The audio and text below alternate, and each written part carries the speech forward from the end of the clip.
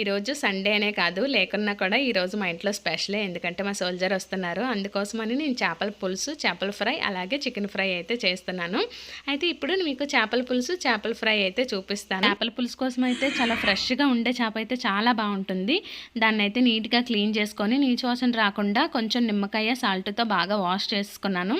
Fry చేయడానికి కొంచెం, అలాగే వండడానికి కొంచెం వేరేగా చేసుకొని ఉప్పు, కారం, పసుపు అలాగే మసాలా, ధనియాల, జీలకర్ర పౌడర్ అన్నీ వేసుకున్నాను. కాసేపు అయితే ఉంచవలసిన అవసరమే లేదు. వెంటనే స్టవ్ పైన అయితే ఫ్రై కోసం పెట్టేసుకున్నాను. అలాగే పులుసు కోసం అయితే కొంచెం ఆనియన్స్, టమాటా వేసుకొని కొంచెం వేయించాక కొంచెం అందులో ఆనియన్స్, టమాటాని గ్రైండ్ చేసుకొని ఉంచుకున్నాను.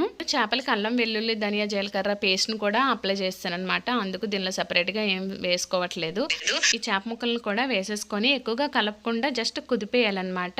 మీకు నచ్చితే ఫ్రైలో కొంచెం కరివేపాకు అలాగే కొత్తిమీరని కూడా వేసుకోవచ్చు. ఇందులో కూడా కొంచెం కరివేపాకు వేసుకొని గ్రైండ్ చేసుకున్న ఉల్లి, టమాటా పేస్ట్ని కూడా అందులో వేసేసుకొని ఎక్కువగా కదపకుండా జస్ట్ కుదిపేసుకోవాలి. చిక్కగా చింతపండు రసాన్ని అయితే ఇలా బయటకు తీసుకొని అందులో వేసేసుకోవాలి.